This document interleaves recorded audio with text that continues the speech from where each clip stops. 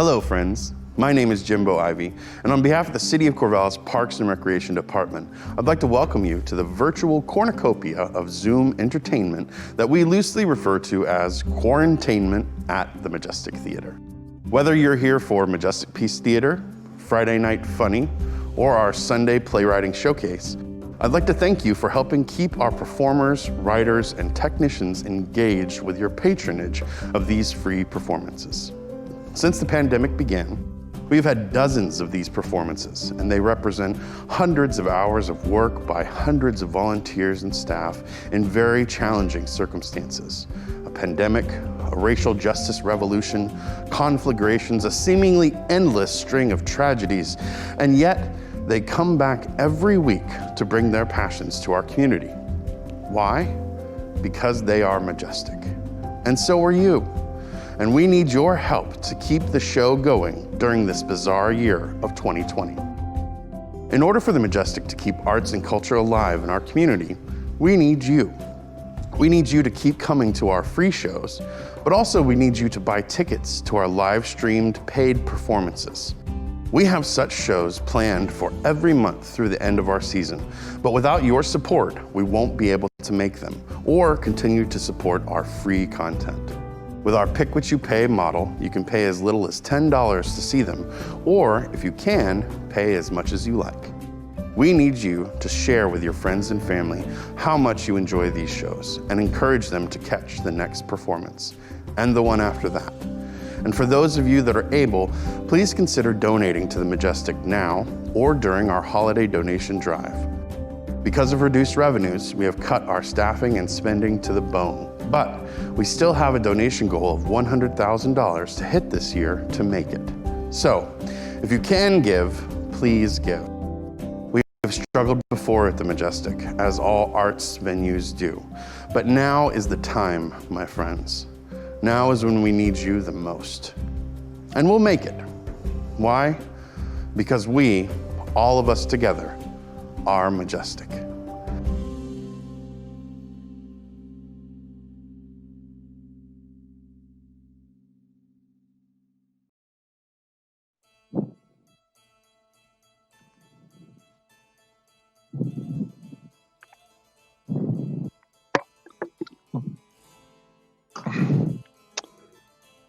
Greetings, gentle viewer. May I welcome you to this most excellent temple to affairs of the human heart, or as I like to call it, my library. Tonight, I bring you a tale of gods, monsters, soul-crushing job searches, and a love between two women strong enough to sway the Olympians themselves. Sorry. But first, a little background. Gallathea was penned by the English dramatist John Lyly, best known for his distinctive style of prose, which was dubbed euphuism from the Greek euphus, meaning graceful or witty. Lyly utilized literary devices such as antithesis, alliteration, repetition, and rhetorical questions to an almost absurd degree, so much so as to be satirized by his contemporary Shakespeare in the pompous speeches of Polonius. Basically, euphuism was the 16th century equivalent of trying to sound smart. So be prepared, gentle viewer. Tonight is going to get wordy. But I see that we have tarried long enough. Let us part the mists of antiquity to set our scene in Lincolnshire, England? Sure. Why not? Explains the accent. We come across the elderly shepherd Tityrus and his daughter Gallathea, or should I say his son, Tityrus Jr. The sun doth beat upon the plain fields, wherefore let us sit down, Gallathea, under this fair oak, by whose broad leaves, being defended from the warm beams, we may enjoy the fresh air which softly breathes the humber floods.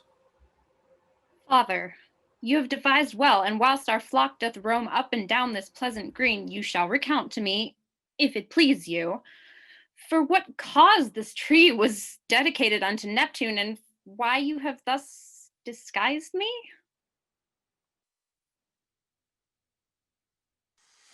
I do agree there too, and when thy state and my care be considered, thou shalt know this question was not asked in vain.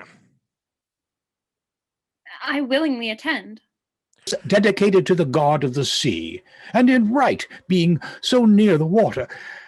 Hither came all that such ventured by long travel, by safety, yielding thanks for perils past, and making prayers for good success to come. But as the people changed their custom, who instead of sacrifice committed sacrilege, instead of religion, rebellion, tearing down the temple and enraging so the god who binds the winds in the hollows of the earth, that he caused the seas to Break their bounds. Sith men had broke their vows, and to swell as far above their reach as men had swerved beyond their reason. Then might you see ships sail where sheep fed, anchors cast where plows go, and monstrous mermaids instead of passing fair maids. To hear these sweet marvels, I would mine eyes were also turned into ears. But at last our countrymen repented, and not being too late, because at last Neptune, either wary of his wrath or wary to do them wrong, upon condition contented to ease their miseries.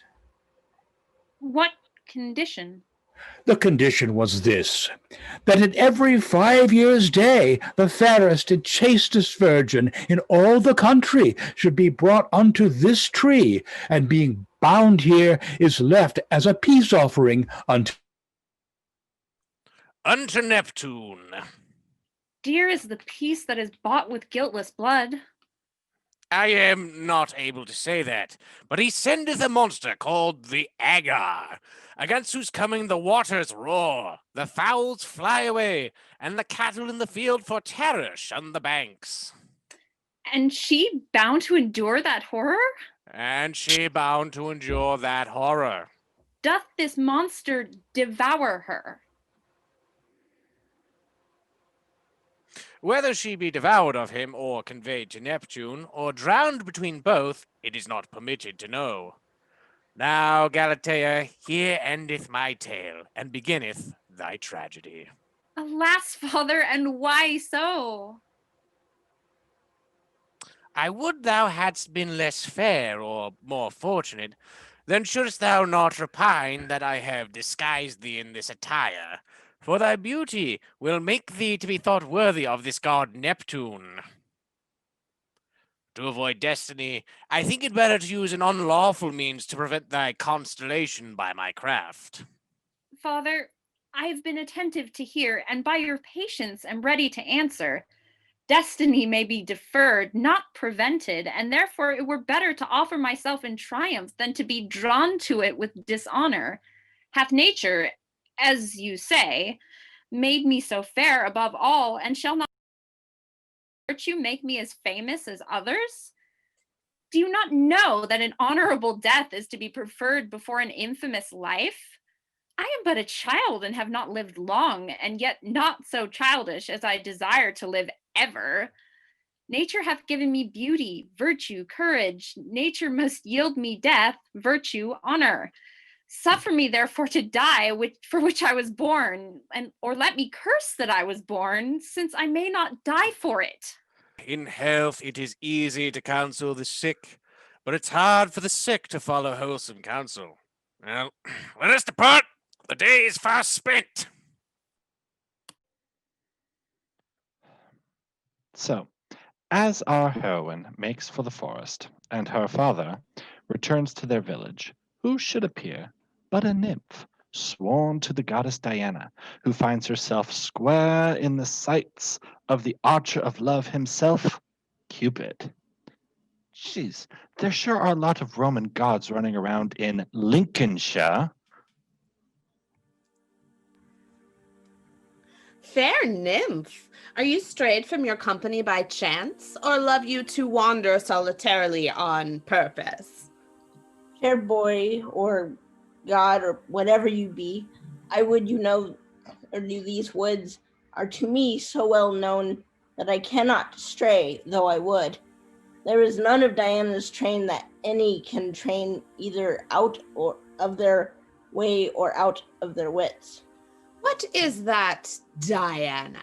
A goddess? What her nymphs? Virgins? What her pastimes? Hunting?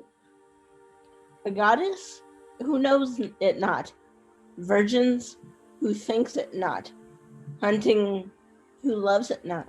I pray thee, sweet wench, among all of your sweet troop, is there not one that followeth the sweetest thing, love? Love, good sir? What mean you by it?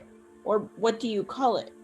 A heat full of coldness, a sweet full of bitterness, a pain full of pleasantness, which maketh thoughts have eyes and heart's ears, bred by desire, nursed by delight, weaned by jealousy, killed by dissembling, buried by ingratitude, and this is love, fair lady.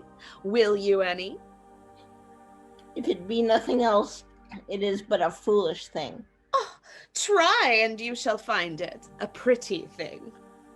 I have neither will nor leisure, but I will follow Diana in the chase, whose virgins are all chaste, delighting in the bow that wounds the swift heart in the forest, not fearing the bow that strikes the soft heart in the chamber.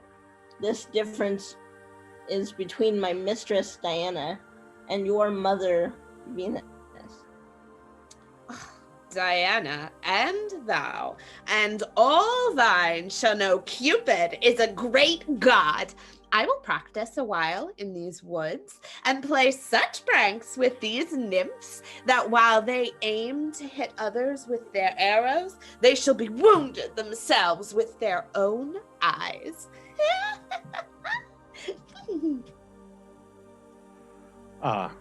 Nothing says classical mythology quite like gods luring each other into thirst traps for entirely petty reasons.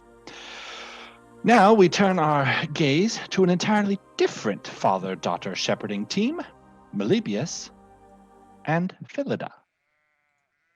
Come, Philida. Oh, fair Philida. I fear me too fair, being my Philida. Thou knowest the custom of this country, and I the greatness of thy beauty, and we both the fierceness of the monster Agar. Thou shalt therefore disguise thyself in attire. Dear father, nature could not make me so fair as she hath made you kind, nor you more kind than me dutiful. Whatsoever you command, I will not refuse, because you command nothing but my safety and your happiness. But how shall I be disguised? In man's apparel. It will neither become my body nor my mind. Why, Philida? For then I must keep company with boys and commit follies unseemly for my sex, or keep company with girls and be thought more wanton than becometh me. Besides, I'll be ashamed of my long hose and short coat, and so unwarily blab out something by blushing at everything. Fear not, Philida. Use will make it easy. Fear must make it necessary.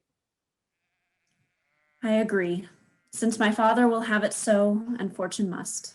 Come, let us in, and when thou art disguised, roam about those woods till it is time be past, and Neptune be pleased.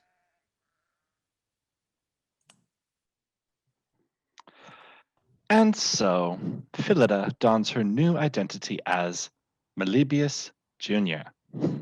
My, what cunning masters of disguise. Anyways, time for something completely different. We see 4 figures clawing their way onto shore.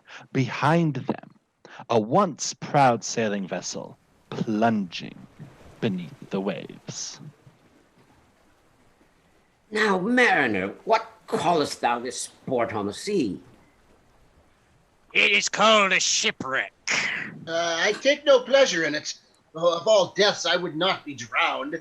One's clothes would be so wet when he was taken up. What callest thou the thing where we're bound to? A raft. I would rather hang myself on a raft or in a house than be so hailed in the sea. But what shall we do?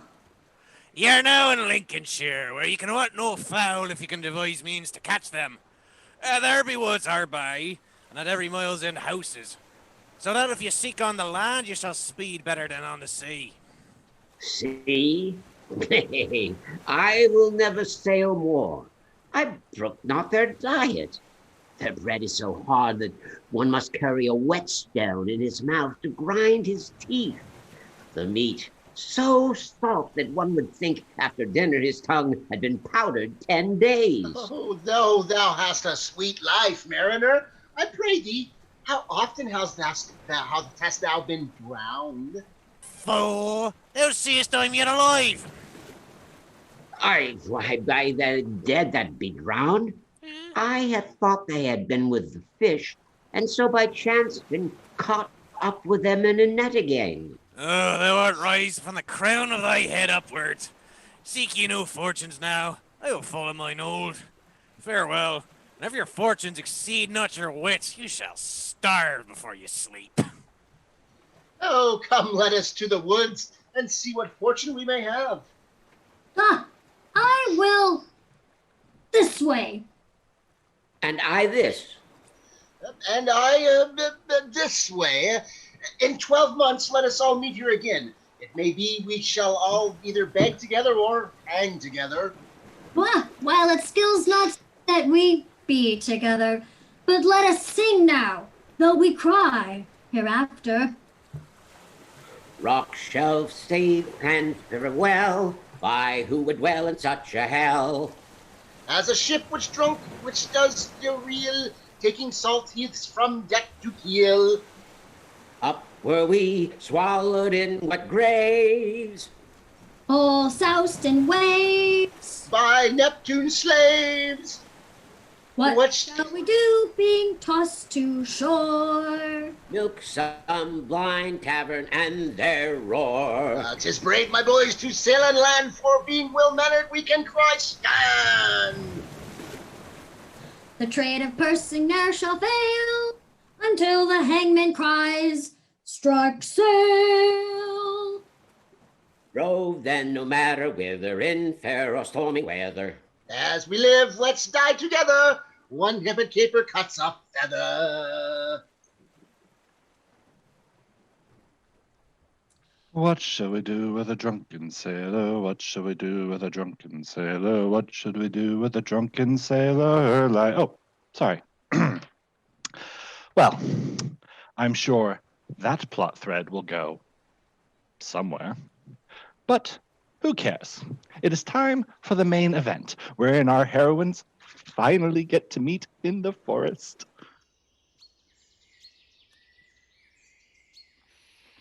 Blush, Gallathea, that must frame thy affection for thy habit.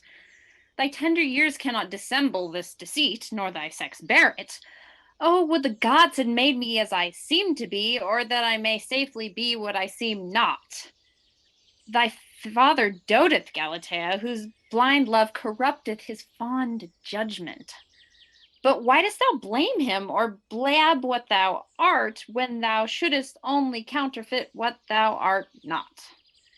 But whist, here cometh a lad. I will learn of him how to behave myself. I neither like my gait nor my garments. The one untoward, the other unfit, both unseemly. Oh, Philida! But yonder stayeth one, and therefore say nothing. But oh, Philida! I perceive that boys are in as great a disliking of themselves as maids. Therefore, though I wear the apparel, I'm glad I am not the person. It is a pretty boy, and a fair. He might well have been a woman, but because he is not, I am glad I am. For now, under the color of my coat, I shall decipher the follies of their kind. I would salute him, but I fear I should make a curtsy instead of a leg. If I durst trust my face as well as I do my habit, I would spend some time to make pastime. For say what they will of a man's wit, it is no second thing to be a woman. The blood in my body would be in my face if he should ask me, as the question among men is common, are you a maid? Why stand I still?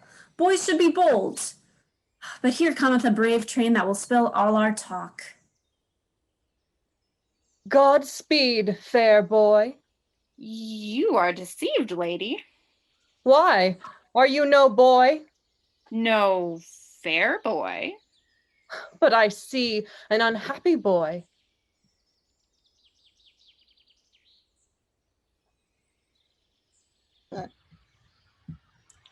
Saw you not the deer come this way? Whose deer was it, lady? Diana's deer. I saw none but mine own deer. This wag is wanton or a fool. Ask the other, Diana. I know not how it cometh to pass, but yonder boy is in mine eyes too beautiful. I pray the gods the ladies think I am not their dear. Oh, pretty lad, do your sheep feed in the forest, or are you strayed from your flock, or on purpose come ye to mar Diana's pastime? I understand not one word you speak. What? Art thou neither lad nor shepherd?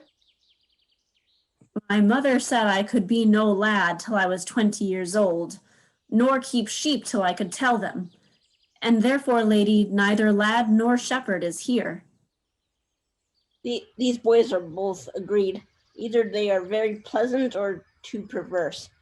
You were best, lady, whilst we stand with our bows and use them as beagles, since they have so good mouths. I will. Follow me without delay or excuse, and if you can do nothing, yet you shall hallow the deer. I am willing to go, not for these ladies' company, because myself am of virgin, but for that fair boy's favor, who I think be a god. You, sir boy, shall also go. I must if you command, and would if you had not.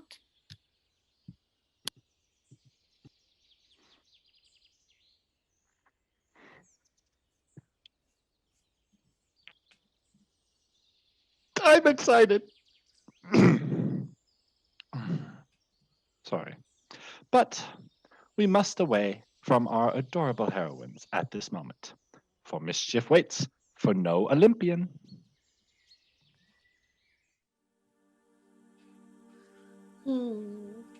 Now, Cupid, under the shape of a silly girl, show the power of a mighty god.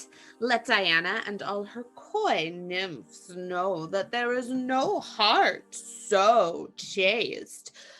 But thy bow can wound, nor no eye so modest, but thy brands can kindle, nor thought so staid that thy shafts make weavering wake and wanton. Cupid, though he be a child, is no baby. I will make their pains my pastimes, and so confound their love in their own sex that they shall dote in their desires, delight in their affections, and practice only impossibilities. Whilst I am truant from my mother, I will use some tyranny in these woods, and so shall their exercise in foolish love be my excuse for running away. I will see whether fair faces be always chaste, or Diana's virgins only modest, else I will spend both my shafts and shifts. And then, ladies, if you see these dainty dames entrapped in love, say softly to yourselves, we may all love. Do silly shepherds go about to deceive great Neptune in putting on man's attire upon women?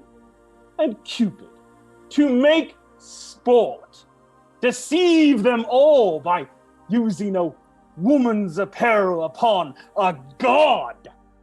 Then Neptune, that hast taken sundry shapes to obtain love. Stick not to practice some deceit to show thy deity, and having often thrust thyself into the shape of beasts to deceive them. Be not coy to use the shape of a shepherd to show thyself a god. I will into these woods and mark all, and in the end will mar all. Yay! Everyone's getting in on the cross-dressing action. Unfortunately, old Neptune seems immune to it, thus rendering the plans of our wily shepherds null and void. Oh, gods. This idiot again? Well, it looks like old Rafe has gotten separated from his brothers and now finds himself outside of a ramshackle alchemist's lab. I'll call you this seeking of fortunes when one can find nothing but birds' nests? Oh, would I were out of these woods, for I shall have but wooden luck. But what bedraggled boy is this? What a life do I lead with my master. Nothing but blowing of bellows, beating of spirits, and scraping of crucibles. It is a very secret science, for none almost can understand the language of it. Sublimation, amalgamation, calcification, rubification, with as many terms unimpossible to be uttered as the art is to be compassed. Oh, let me cross myself. I never heard so many great devils in a little monkey's mouth. Then our instruments, crucibles, limebecks, and bellows. What language is this? Do they speak so? Then our metals, saltpeter, brimstone, glass, ashes, hair, and whatnot, to make I know not what. Oh, what, my hair beginneth to stand upright. Would the boy would make an end.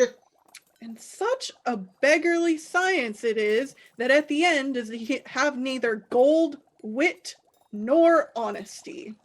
Then I am just of thy occupation. What fellow well met? Fellow, upon what acquaintance?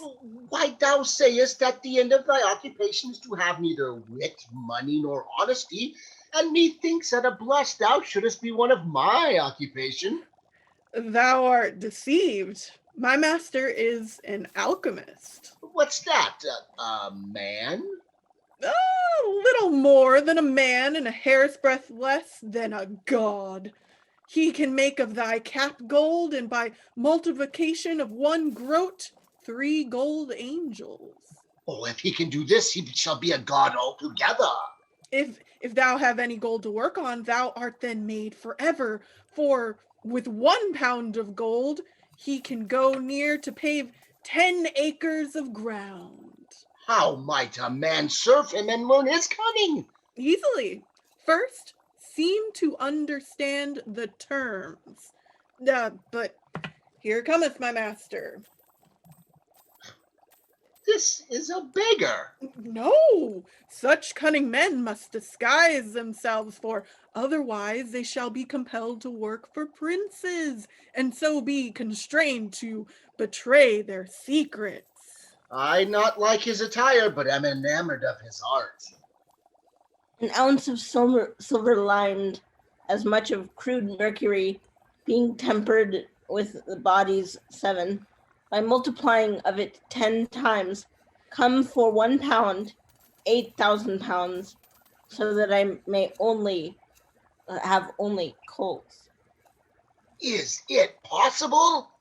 It is more certain than certainty. I'll tell thee one secret. I stole a silver thimble. Dost thou think that he will make it a pottle pot? A pottle pot? Nay, I dare warrant it a whole cupboard of plate. Look how he studies. I durst venture my life he is now casting about how of his breath he may make golden bracelets, for oftentimes of smoke he hath made silver drops. What, Peter, Do you loiter, knowing that every minute increaseth our gold mine? I was glad to take air, for the metal came so fast that I feared my face would have been turned to silver.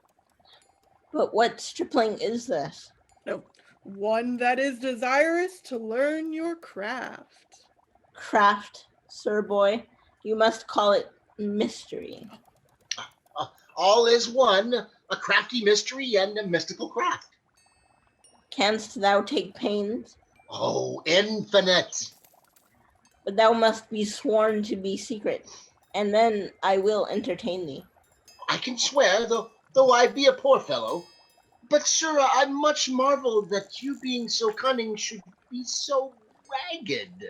Oh, my child, griffins make their nests of gold, though their coats are feathers, and we feather our nests with diamonds.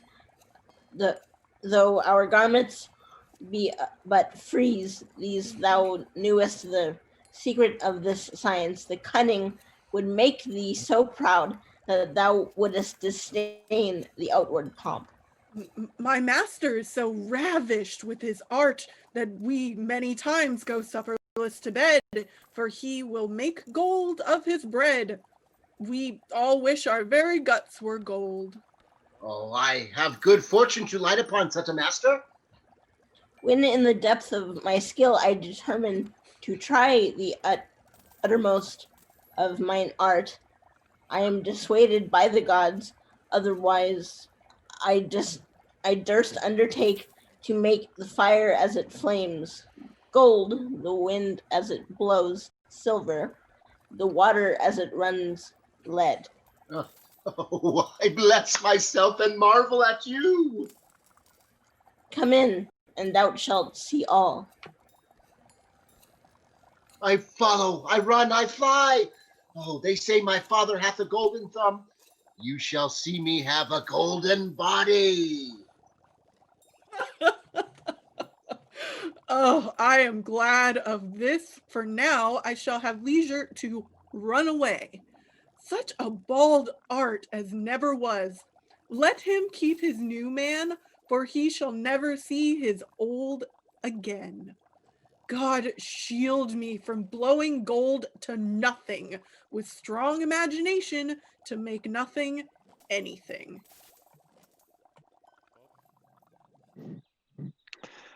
Job hunting. Am I right? But wait, here comes Gallathea. How now, Gallathea? Miserable Gallathea, that having put on the apparel of a boy, thou canst not also put on the mind. O fair Melibœus, I, too fair, and therefore I fear, too proud. Had it not been better for thee to have been a sacrifice to Neptune than a thrall to Cupid? To die for thy country than to live in thy fancy? Oh, would when I hunted his heart, I with my heart, he might have seen my heart with his eyes. Why did nature to him, a boy, give a face so fair, or to me, a virgin, a fortune so hard? It may be, Gallathea, foolish Gallathea. What may be? Nothing. Let me follow him into the woods. And now, sweet Venus, be my guide. Ugh.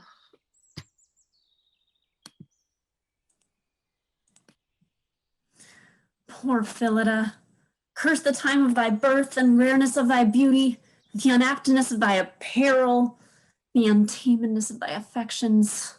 Art thou no sooner in the habit of a boy, but thou must be enamored of a boy? Go into the woods, watch the good times, his best moods, and transgress in love a little of thy modesty? I will. Oh, I dare not. Thou must. I cannot. Oh, then press thine own peevishness. I will not. I will. Oh, Philida, do something, nay, anything, rather than live thus. Well, what I will do, myself knows not. But what I ought, I know too well, and so I go resolute, either to bewray my love or suffer shame. Oh my God, they're so cute. Team Philadelphia forever. I love them. I love them. But soft.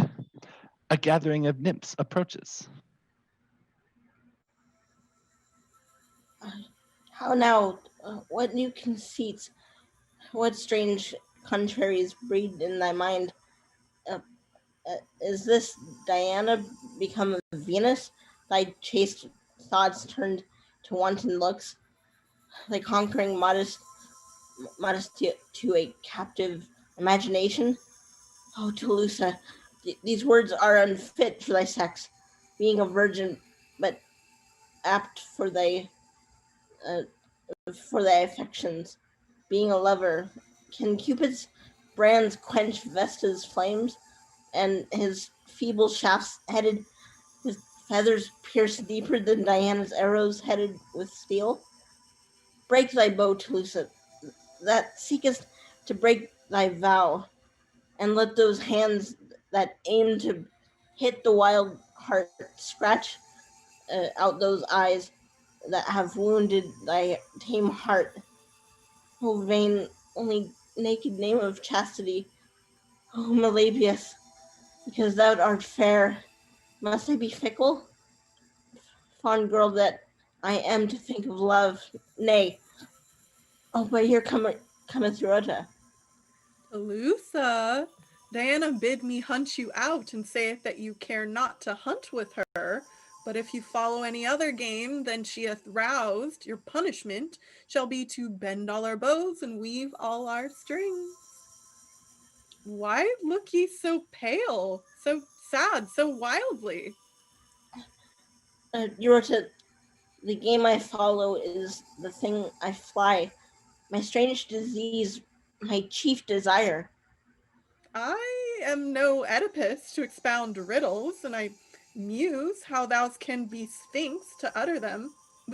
But I pray, Toulouse, tell me what thou ailest.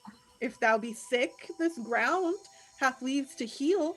If melancholy, here are pastimes to use. If thou be in love, for I've heard of such a beast called love, it shall be cured. Why blushest thou, Toulouse?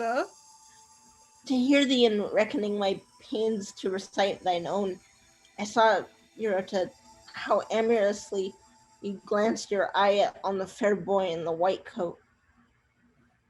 I confess I am in love, and yet swear that I know not what it is. I feel my thoughts unknit, mine eyes unstayed, my heart I know not how affected or infected, my sleeps broken and full of dreams, my wakeness sad and full of sighs, myself in all things unlike myself. If this be love, I would it had never been devised. Thou hast told what I am in uttering what thyself is. These are my passions, Eurota, my unbridled passions, my intolerable passions, which I were as good acknowledge and crave counsel as to deny and endure peril. How did it take you first, Toulouse? By the eyes, my wanton eyes, which conceived the picture of his face, and hanged it on the very strings of my heart. Oh, fair Melabius, oh, fond Toulouse, but how did it take to you, Eurota? By the ears, whose sweet words sunk so deep into my head that the remembrance of his wit hath bereaved me of my wisdom. Oh, eloquent Tityrus, oh, credulous Eurota. Oh, but soft, here cometh Ramia, but let her not hear us speak. We will withdraw ourselves and hear her talk. I am sent to seek others that have lost myself. You shall see Ramia hath also bitten of a love leaf. Can there be no heart so chaste but love can wound? Vain art thou, virtue, and thy chastity but a byword, when you are both are subject to love, of all things the most abject. If love be a god, why should not lovers be virtuous? Love is a god, and lovers are virtuous. Indeed, Ramia, if lovers were not virtuous, then wert thou vicious. What, are you come so near me? I think we came near you when we said you loved. Tush, Ramia, 'tis too late to recall it. Therefore, I pray thee tell, what is love? If myself felt only this infection, I would then take upon me the definition. But being incident to so many, I dare not myself describe it. But we will talk of that in the woods. Diana stormeth that sending one to seek another, she loseth all. Servia of all the nymphs, the coyest, loveth deadly, and exclaimeth against Diana, honoreth Venus, detesteth Vesta, and maketh a common scorn of virtue. Clymene, whose stately looks seem to amaze the greatest lords, stoopeth, yieldeth, and fawneth on the strange boy in the woods. Myself, with blushing I speak it, am thrall to that boy, that fair boy, that beautiful boy. What have we here? All in love? No other food than fancy. No. She shall have, or not have, the fair boy. Nor you, Toulousa. Nor you, Eurota. I love Melibius. I forsake Diana for him. I will die for him. So saith Clymene, and she will have him. I care not. My sweet Tityrus, though he seem proud, I impute it to childishness, who, being yet scarce out of his swath clouts, cannot understand these deep conceits. I love him. So do I, and I will have him. Immodest all that we are, unfortunate all that we are like to be, shall virgins begin to wrangle for love and become wanton in their thoughts, in their words, in their actions? O divine love, thou makest the bashful impudent, the wise fond, the chaste wanton, and workest contraries to our reach, because thyself is beyond reason. Talk no more, Toulousa, your words wound. Would I were no woman. Would Tityrus were no boy. Would Toulousa were nobody.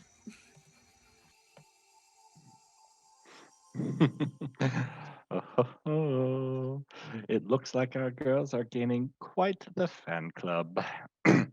And here come the heartbreakers now.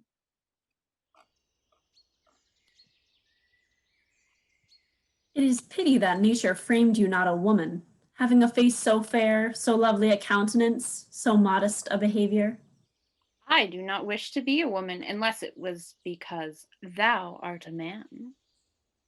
Nay, I do not wish to be woman, for then I should not love thee, for I have sworn never to love a woman. A strange humor in so pretty a youth, and according to mine, for myself will never love a woman. It were a shame if a maiden should be a suitor, a thing hated in that sex, that thou shouldest deny to be her servant. If it be a shame in me, it can be no commendation in you, for yourself is of that mind. Suppose I were a virgin. I blush in supposing myself one, and that under the habit of a boy were the person of a maid. If I should utter my affection with sighs, manifest my sweet love by my salt tears, and prove my loyalty unspotted and my griefs intolerable, would not then that fair face pity this true heart? Admit that I were as you would have me suppose that you are, and that I should with entreaties, prayers, oaths, bribes, and whatever can be invented in love, desire your favor, would you not yield? What doubtful speeches be these? I fear me he is as I am, a maiden. what dread riseth in my mind. I fear the boy to be as I am, a maiden. It cannot be. His voice shows the contrary. Yet I do not think it, for then he would have blushed. Have you ever a sister? If I had but one, my brother needs have two. But I pray, have you ever a one? My father had but one daughter, and therefore I could have no sister. Ay me, he is as I am, for his speeches be as mine are. What shall I do? Either he is subtle, or my sex simple. I have known divers of Diana's nymphs enamored of him, yet hath he rejected all, either as too proud to disdain, or too childish not to understand, or for that he knoweth himself to be a virgin. I am in a quandary. Diana's nymphs have followed him, and he despised them, either knowing too well the beauty of his own face, or that himself is of the same mold. I will once again try him. You promised me in the woods that you would love me before all Diana's nymphs. Aye, so you would love me before all Diana's nymphs. Can you prefer a fond boy as I am, before so fair ladies as they are? Why should not I as well as you? Come, let us into the grove and make much one of another, that cannot tell what to think one of another. Oh my gosh! Oh my gosh! Oh my gosh! Oh my gosh! Are we still on this? What has Rafe gotten up to now? And do I even want to know? Rafe, my boy has run away. I trust thou will not run after. I would I had a pair of wings that I might fly after. My boy was the veriest thief, the arrant liar, and the vilest swearer in the world. Otherwise, the best boy in the world. He has stolen my apparel, all my money, and forgotten nothing but to bid me farewell. That I will not forget. Farewell, master. Why, thou hast not yet seen the end of my art. I would had I not known the beginning. Did you not promise me of my silver thimble to make a whole cupboard of plate, and that of a Spanish needle you would build a silver steeple? Aye, Rafe, the fortune of this art consisteth of the measure of the fire. For there be a coal too much, or a spark too little. If it be a little too hot, or a thought too soft, all our labor is in vain. I will away. Then away. An art, quoth thou. That one multiplieth so much all day, that he wanteth money to buy meat at night. Oh, what have we yonder? What a devout man. He will never speak till he be urged. I will salute him.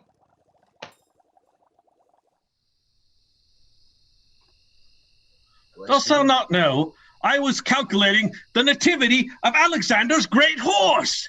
Why, what are you? An astronomer. Oh, one of those that makes almanacs? I can tell the minute of your birth, the moment of thy death, and the manner. Oh, when I list, I can set a trap for the sun, catch the moon with lime twigs, and go back fowling for stars. Nothing can happen. I foresee naught.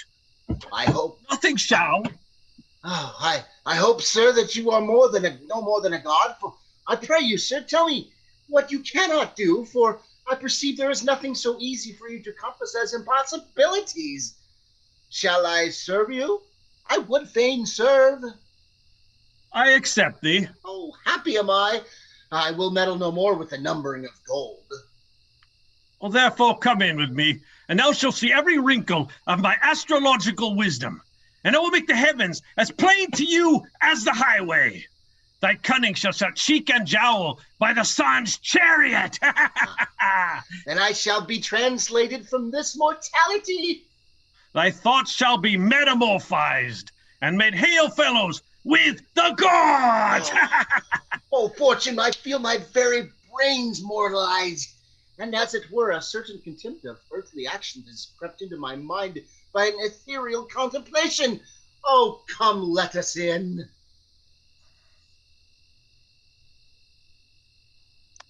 From a crackpot to a cloud cuckoo lander, Rafe's career prospects just keep getting better and better.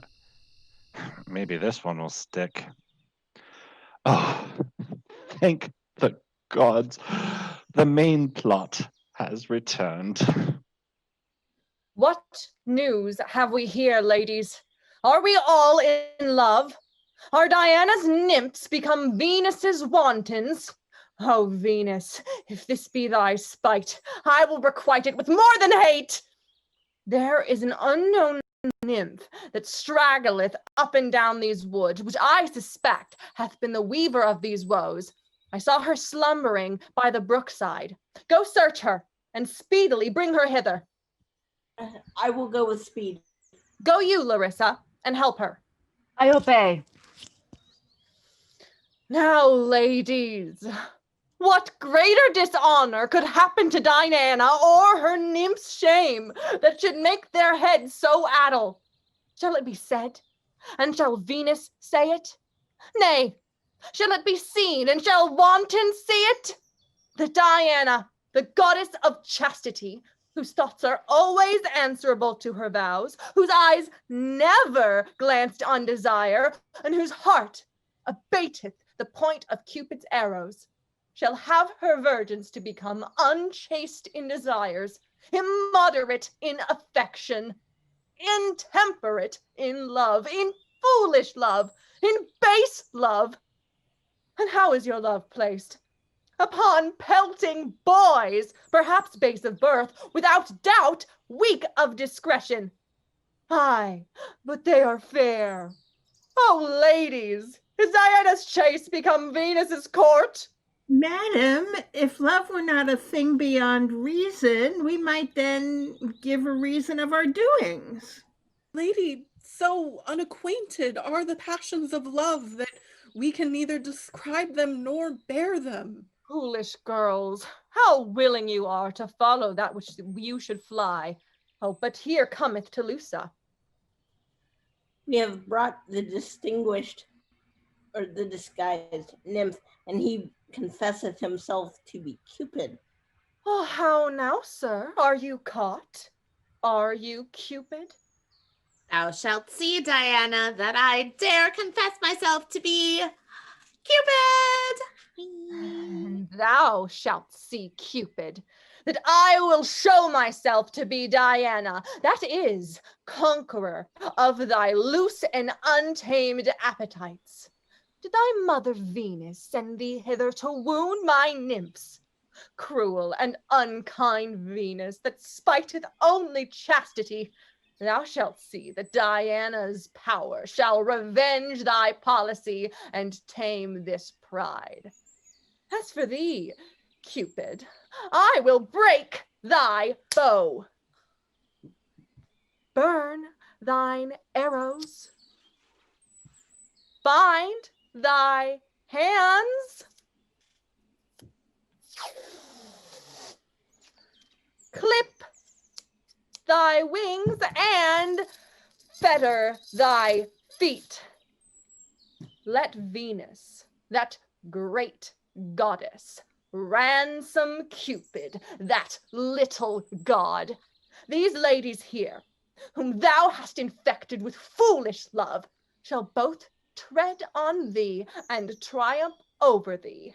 I will teach thee what it is to displease Diana, distress her nymphs, or disturb her game. Diana, what I have done cannot be undone, but what you mean to do shall. Venus hath some gods to her friends. Cupid shall have all. Are you prating? I will bridle thy tongue and thy power. Thou shalt be used as Diana's servant, not Venus's son. All the world shall see that I will use thee like a captive. Come, have him in, that we may devise apt punishments for his proud presumptions. We will plague ye for a little god. We will never pity thee, though thou be a god. Nor I. Nor I.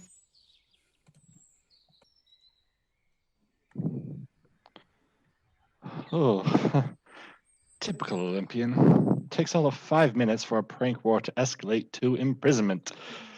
Team Virginity takes the lead, but can Team Love make a comeback? I hope so. In the meantime, our sleepy little Lincolnshire hamlet is preparing for the big event, and everyone who's anyone is there, including Tityrus and Melibius, as well as the village Agar. This is the day where you must satisfy Neptune and save yourselves. Call together your fair daughters, and for a sacrifice, take the fairest. For it is better to offer a virgin than to suffer ruin. If you think it is against nature to sacrifice your children, think it is also against sense to destroy your country. If you imagine Neptune pitiless to desire such a prey, confess yourselves perverse to deserve such a punishment. You see this tree, this fatal tree, whose leaves they glister like gold, yet it threateneth the fair virgin's grief. To this tree must the beautifulest be bound until the monster Agar carry her away. And if the monster come not, then assure yourselves that the fairest is concealed. And then your country shall be destroyed. Let Neptune have his right, and you will have your quiet. Thus I have warned you to be careful, and would wish you to be wise, knowing that you have, as the fairest daughter, had the greatest fortune in losing one to save all. And so I depart to provide ceremonies for the sacrifice, and command you bring the sacrifice. They say, Tityrus, that you have a fair daughter. If it be so, dissemble not, for you shall be a fortunate father. It is a holy thing to preserve one's country. Oh, indeed, Melibius. I have heard you boast that you had a fair daughter, than the which none was more beautiful. I hope you are not so careful of a child that you will be careless of your country. I must confess that I had a daughter, and I know you have. But alas, my child's cradle was her grave. I would she had lived till now. She would willingly have died now. Oh, Melibius, dissemble you may with me, deceive the gods you cannot. Did I not see, and very lately see, your daughter in your arms, when as you gave her infinite kisses, with affection I fear more than fatherly, you have conveyed her away. You cannot overreach me, Tityrus. Overshoot yourself you may. Did you ever see me kiss my daughter? You are deceived. It was my wife.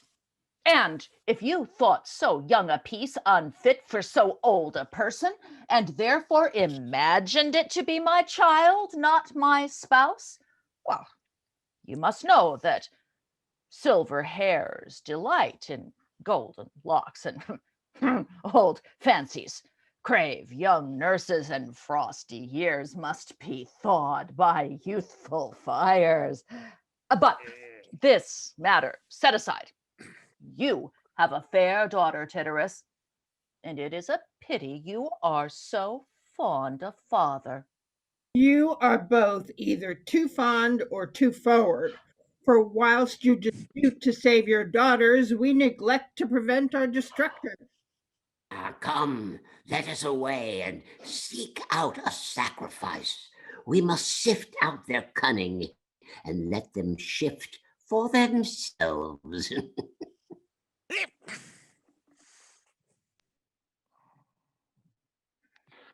Whoever said great minds think alike clearly hasn't met Tityrus and Meliboeus. Seriously, these guys have the exact same ideas about everything. Are we sure they're not clones or something? At any rate, pretty much the only ones falling for the charade now are the daughters themselves. Way to go, dads. Oh, what's this? It looks like the nymphs are holding a little parade with their new captive. You know, I do wonder why a clan of virgin huntresses just happen to have shackles lying around. Oyez, oyez, if any maid whom leering Cupid has betrayed to frown of spite, to eyes of scorn, and in madness now see torn, the boy in pieces, let him come hither and lay on him her doom. Oyez, oyez, has any lost the heart which many a sigh hath cost? Is any cozened of a tear, which as a pearl disdain doth wear? Here stands the thief, let her but come hither and lay on him her doom. Is anyone undone by fire and turned to ashes through desire? Did ever any lady weep, being cheated of her golden sleep? Stolen by sick thoughts, the pirate's found, and in her tears he shall be drowned. Read his indictment, let him hear. What's he to trust to? Boy, give ear.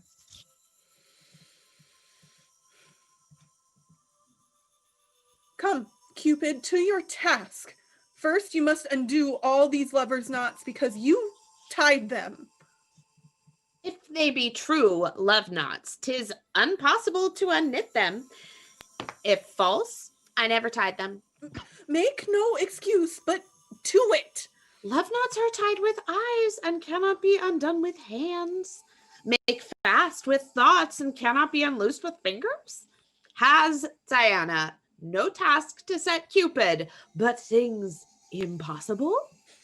I will do it. Why, how now? You tie the knots faster. I cannot choose. It goeth against my mind to make them loose. Let me see.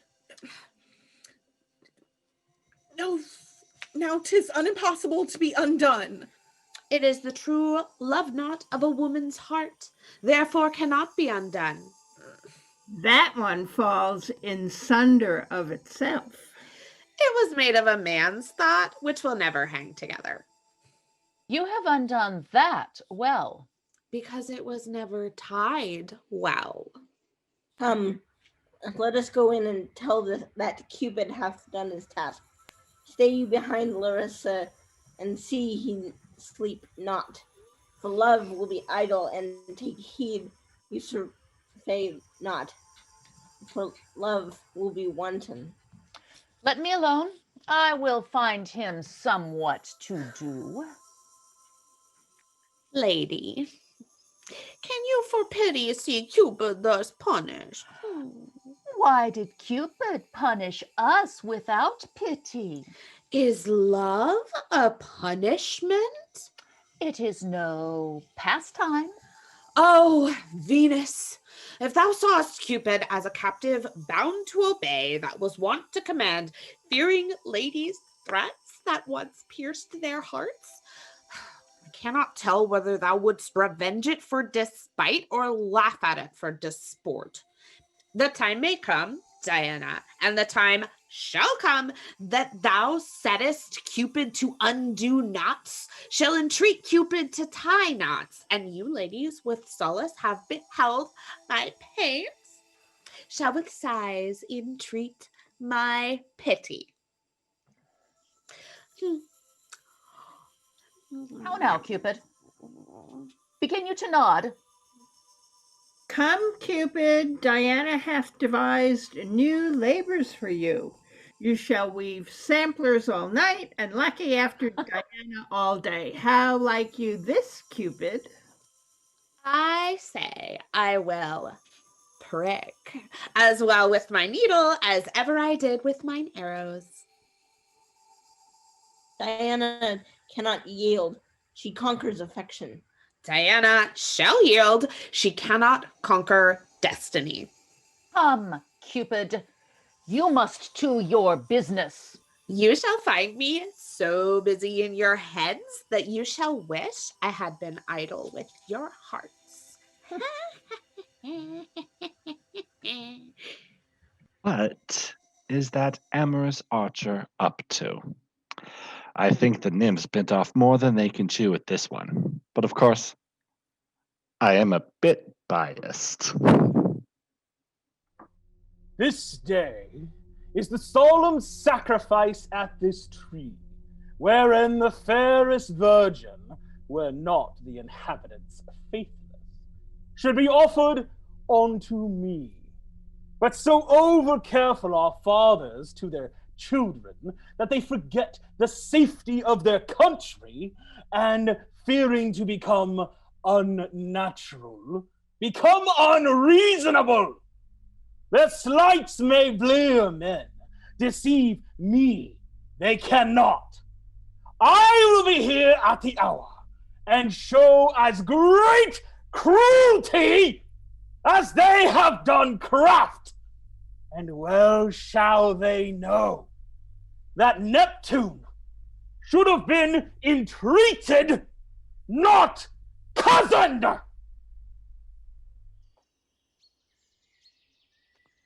Oh, well, hell hath no fury like a butthurt god of the sea, it would seem.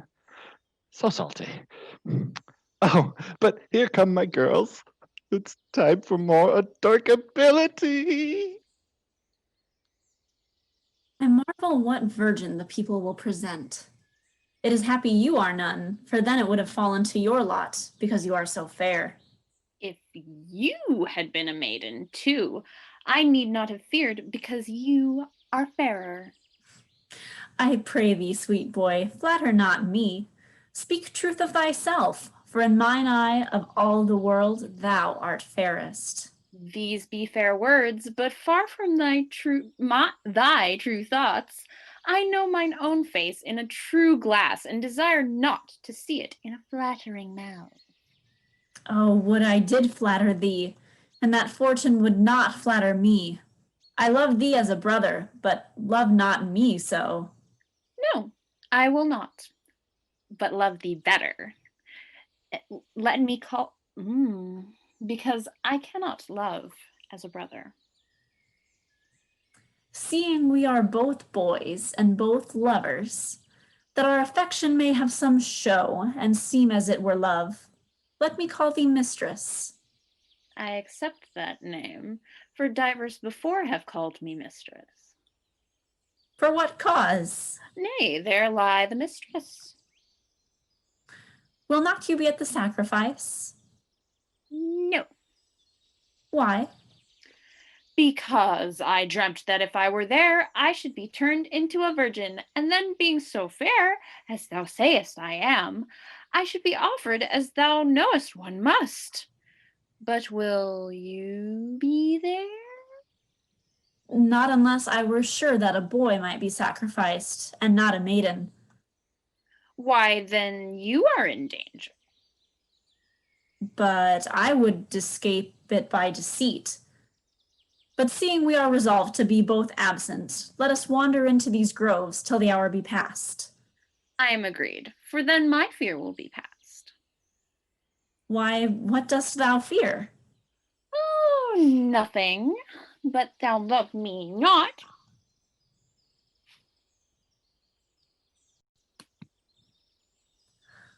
I will.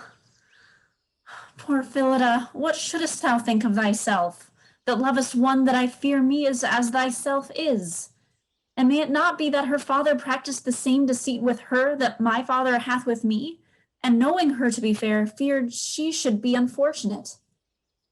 If it be so, Philida, how desperate is thy case? If it be not, how doubtful? For if she be a maiden, there is no hope of my love. If a boy, a hazard. After him or her, and lead a melancholy life that look for a miserable death. Oh, such precious little cinnamon rolls. So in love, and yet so dense. I flippin' love it!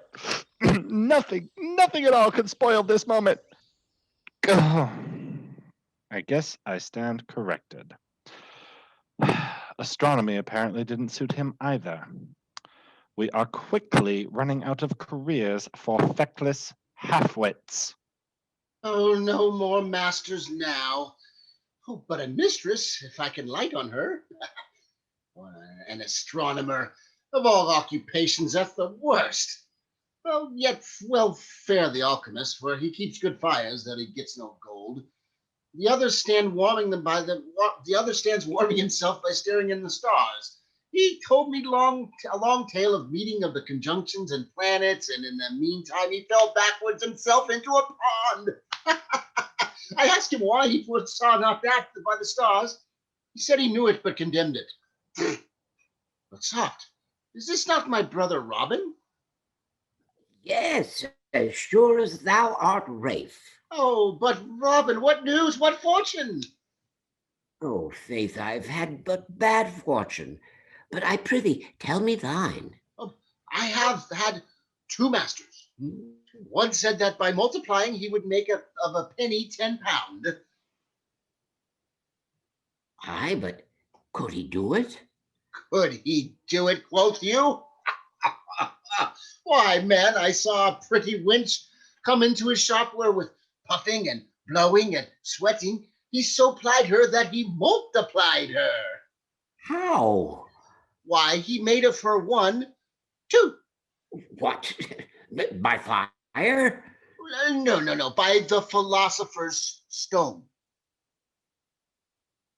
Why? Have philosophers such stones? Aye, but they lie in a privy cupboard. Well, then thou art rich if thou have learned his cunning. Would I had been with him, for I have had almost no meat but spittle since I came into the woods. How then didst thou live? Why, man, I served a fortune teller, who said I should live to see my father hanged and both my brothers beg. Thy master was an ass and looked on the lines of thy hands. But my other master was an astronomer, which could pick my nativity out of the stars. Oh, but soft, here cometh that notable villain that once preferred me to the alchemist. So I had a master. I would not care what became of me. Robin, thou shalt see me fit him. So I had a servant. I care neither for his conditions, qualities, nor his person. What? Rafe, well met. No doubt you had a warm service of my master the alchemist. No, 'twas warm indeed, for the fire had almost burnt out mine eyes. But where hast thou been since? With a brother of thine, I think, for he hath such a coat, and 2 brothers, as he saith, seeking of fortunes. 'Tis my brother Dick. I prithee, let's go to him. Sirrah, what was he doing that he came not with thee? He hath gotten a master now that will teach him to make both of you his younger brothers. Aye, thou passest for devising impossibilities. Nay, he will teach him to cousin you both. Nay, if he be both our cousins, I will be his great-grandfather, and Robin shall be his uncle. But I pray thee, let us to him quickly. Come then and go with me, and I will bring ye to him straight. Villagers gathered around the ritual tree. Looks like it's sacrifice time. Bring forth the virgin, the fatal virgin, the fairest virgin, if you mean to appease Neptune and preserve your country. Here she cometh, accompanied only with men, because it is a sight unseemly, as all virgins say, to see the misfortune of a maiden, and terrible to behold the fierceness of Agar, that monster. Incoming diva alert. miserable and accursed Hebe. That being neither fair nor fortunate, thou shouldst be thought most happy and beautiful. Curse thy birth and thy life and thy death, being born to live in danger and having lived to die by deceit. Art thou the sacrifice to appease Neptune and satisfy the custom? The bloody custom ordained for the safety of thy country. Ay, Hebe, poor Hebe. Men will have it so, whose forces command our weak natures. Nay, the gods will have it so, whose powers dally with our purposes. Farewell, the sweet delights of life. Welcome now the bitter pangs of death. Farewell, sweet parents, yet to be my unfortunate parents. How blessed had you been in barrenness. How happy had I been, had I not been. Farewell, life, vain life, wretched life, whose sorrows are long and whose ends doubtful, whose miseries certain, whose hopes innumerable, whose fears intolerable. Well, come, death, come, Agar, thou unsatiable monster of maiden's blood and devourer of beauty's bowels. Glut thyself till thou surfeit, and let my life end thine. Oh, tear these tender joints with thy greedy claws, and those auburn locks with thy black jaws, claws, and this fair face with thy foul teeth. Why abatest thou thy wanton swiftness? I am fair. I am a virgin. I'm ready. So come on, Agar, thou horrible monster. Farewell, world, thou viler monster. The monster has not come, and therefore I see Neptune is abused, whose rage I fear me will be both infinite and intolerable. Take in this virgin, whose want of beauty has saved her own life and spoiled all of yours. Oh, we could not find any fairer. Oh, Neptune will. Go, deliver her to her father. How fortunate, Hebe! How shalt how I express my joys? Well, nay, unhappy girl, that thou art not the fairest. Had it not been better for thee to have died with fame than to live with dishonor? To have preferred the safety of thy country and rareness of thy beauty before sweetness of life and vanity of the world? But alas, destiny would not have it so. Destiny could not, for it asketh for the beautifulest, and I, Hebe, thou hast been beautifulest. Come, Hebe, here is no time for us to reason. It had been best for us thou hadst been most beautiful. Well, I'm definitely a fan of women not being sacrificed to vengeful deities. But it being on account of unhealthy beauty standards, not so much. And now our girls have a grumpy sea god chasing after them.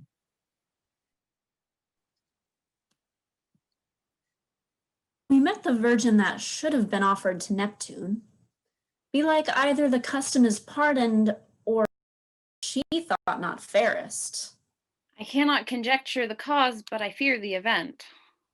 Why should you fear? The god requireth no boy. I would he did, then should I have no fear. I am glad he doth not, though, because if he did, I should have also cause to fear.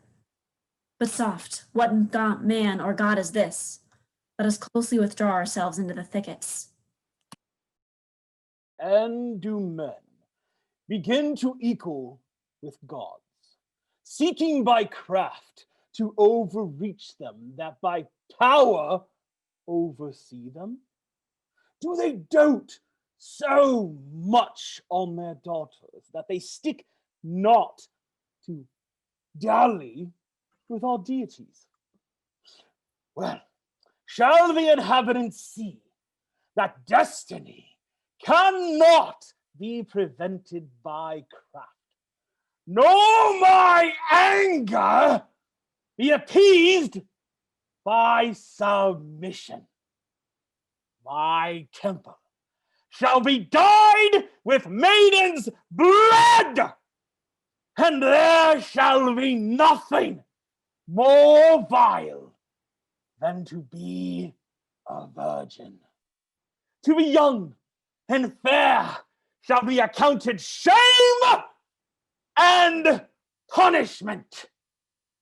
O Neptune, hast thou forgotten thyself, or wilt thou clean forsake me? Diana, therefore, brought danger to her nymphs, because they be chaste. Shall virtue suffer both pain and shame, which always deserveth praise and honor? 3 gods in one place? It's about to get real. Praise and honor, Neptune. Nothing less, except it be commendable to be coy, honorable to be peevish. Oh, sweet Neptune, if Venus can do anything, let her try it in this one thing, that Diana may find a small comfort at my handle, as love hath found courtesy at hers.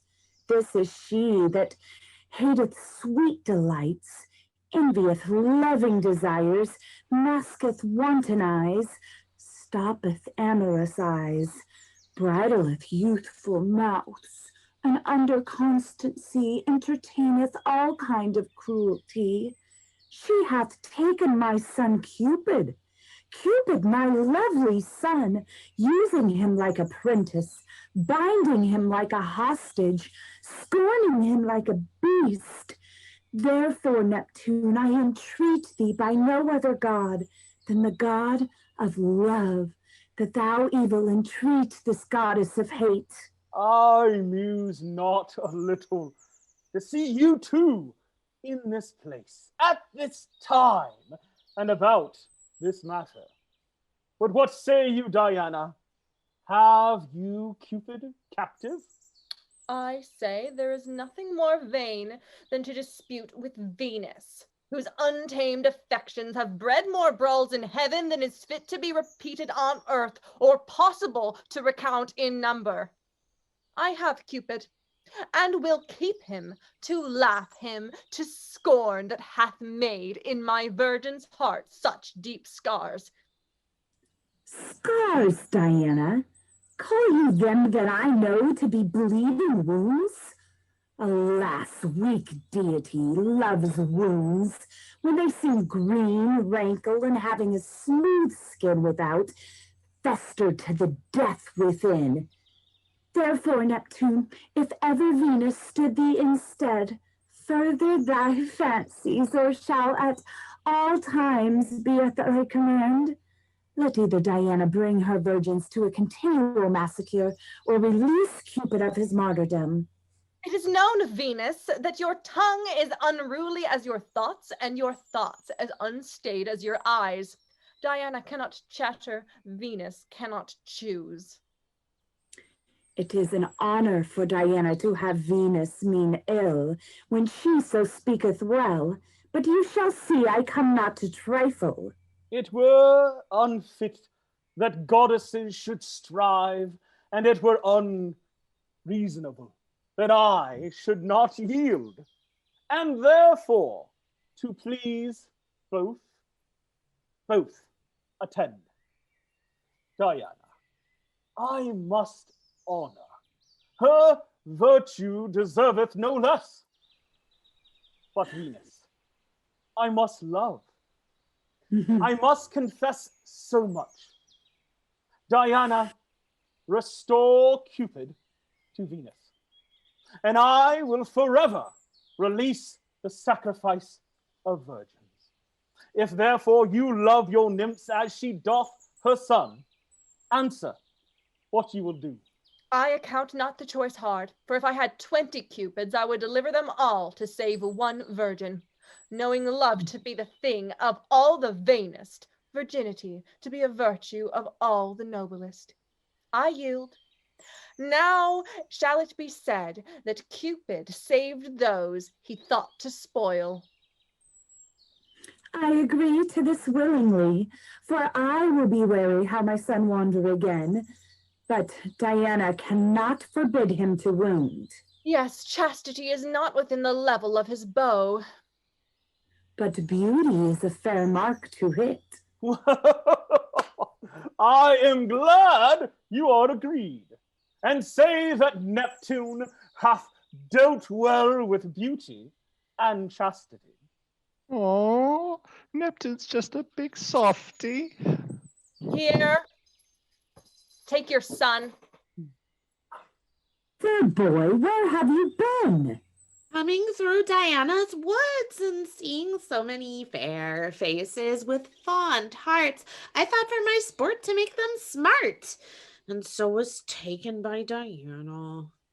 I am glad I have you. And I am glad I am rid of him. Alas, poor boy, thy wings clipped, thy brands quenched, thy bow burnt, and thy arrows broke. Aye, but it skilleth not.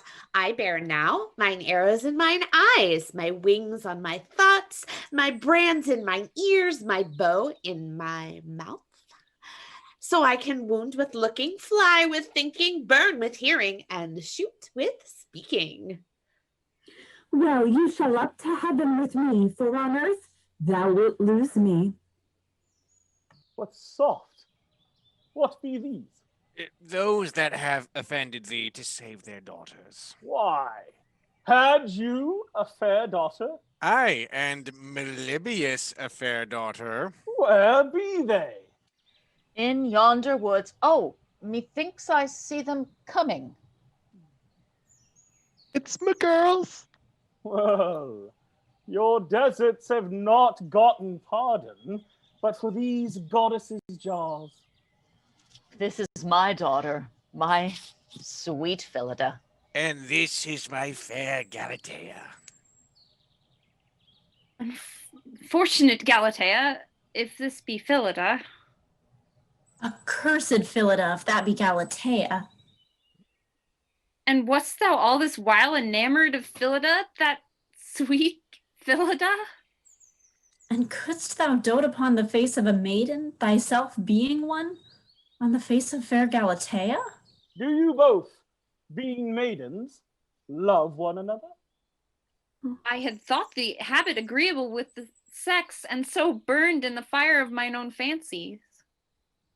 I had thought that in the attire of a there could not have lodged the body of a virgin, and so was inflamed with a sweet desire, which now I find a sour deceit. Now, things falling out as they do, you must leave these fond affections. Nature will have it so, necessity must. I will never love any but Philida. Her love is engraven in my heart with her eyes. Nor I any but Gallathea, whose faith is imprinted in my thoughts by her words. An idle choice, strange and foolish, for one virgin to dote on another, and to imagine a constant faith where there can be no cause of affection. How like you this, Venus? I like well, and allow it. They shall both be possessed of their wishes. Never shall it be said that nature or fortune shall overthrow love and faith. Is your love's unspotted begun with truth, continued with constancy, and not to be altered till death? Die, Gallathea, if thy love be not so. Accursed be thou, Philida, if thy love be not so. I'm not crying. You're crying.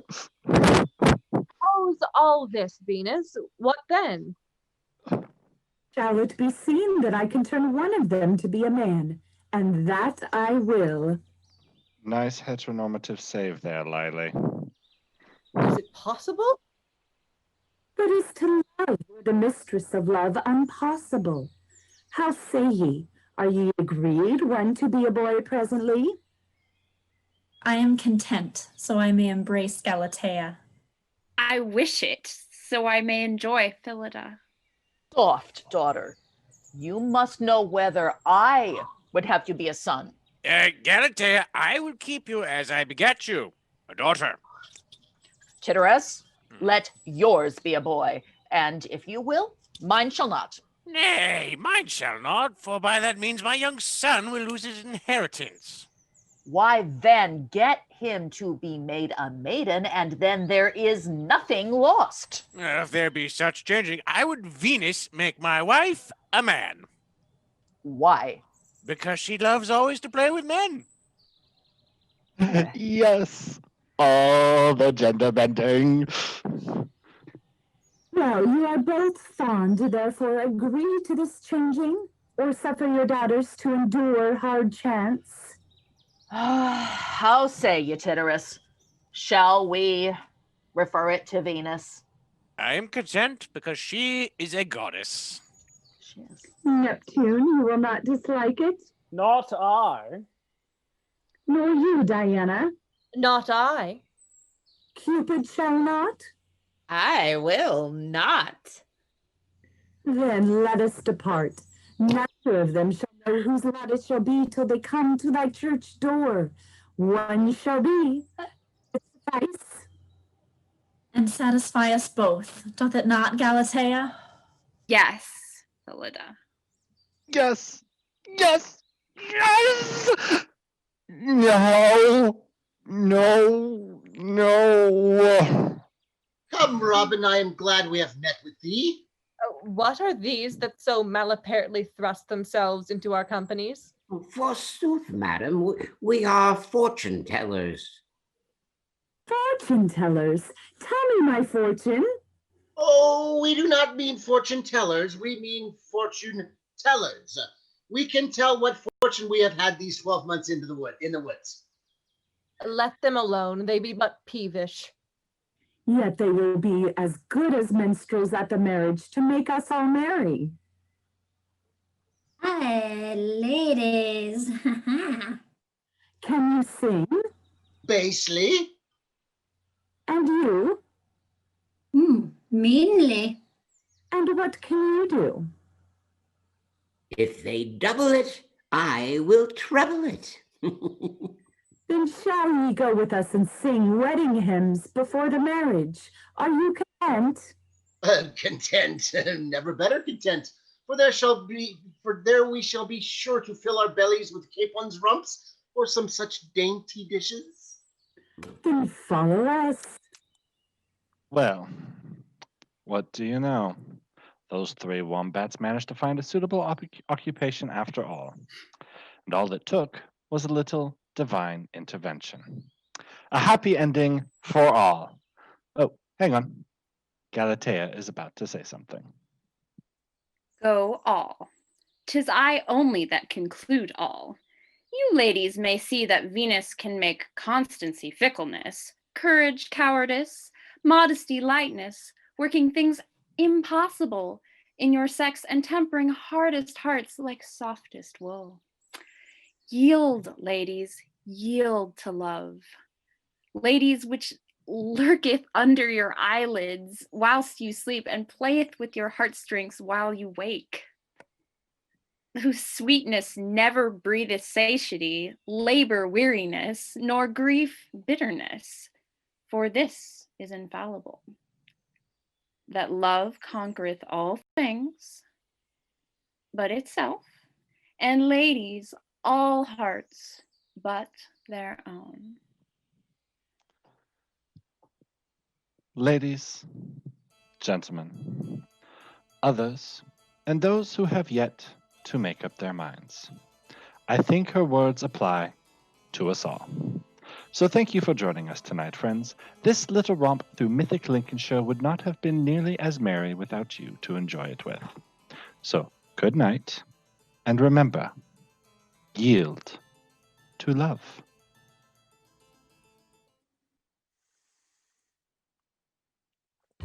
Thank you all for joining us tonight. If you will, please join me in giving a big round of applause to our very talented cast.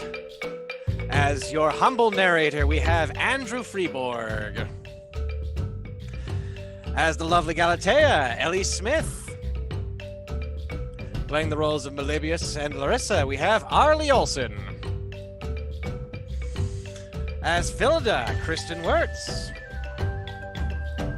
As the goddess Venus, Carlissa Jones. Playing the role of Cupid with aplomb, Rachel Kohler. As grave Neptune himself, Ryan McWayne. Utterly slaying it as Diana, Chloe Descartes. Filling in for Brandy Douglas as Toulouse and the Alchemist, we have Rose Taylor. In the roles of Eurota and Peter, Brianna Manassa, excuse me. Ugh. As Ramya and Villager number 1, Carol Flanagan. Burning down the house as Hebe and Dick, Jeanette Miller. As the Augur and the Astronomer, Ralph Turley. As Rafe, Pat Perdue. As Robin and Villager number 2, Michael Wren. Unable to join us tonight was Craig Currier. You got a brief glimpse of him, but he was to play Tartarus in The Mariner. And also a shout out to Brandy Douglas, our original Toulouse and Alchemist. And I am Brandon Urey, your humble director and backup actor. Thank you all so much for joining us tonight. It's been a blast.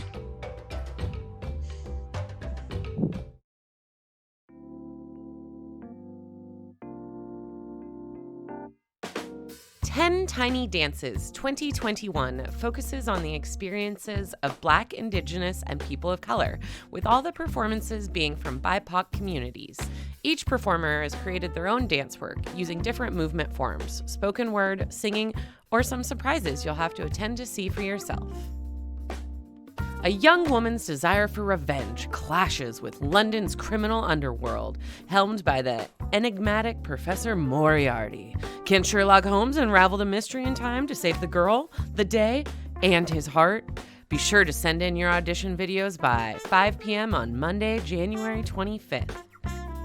5 Southern women, whose friendships began many years ago on their college swim team, set aside a long weekend every August to recharge those relationships. Free from husbands, kids, and jobs, they meet at the same beach cottage, the Sweet Delilah, on North Carolina's Outer Banks to catch up, laugh, and meddle in each other's lives. For more information on these and other great shows, be sure to check out majestic.org.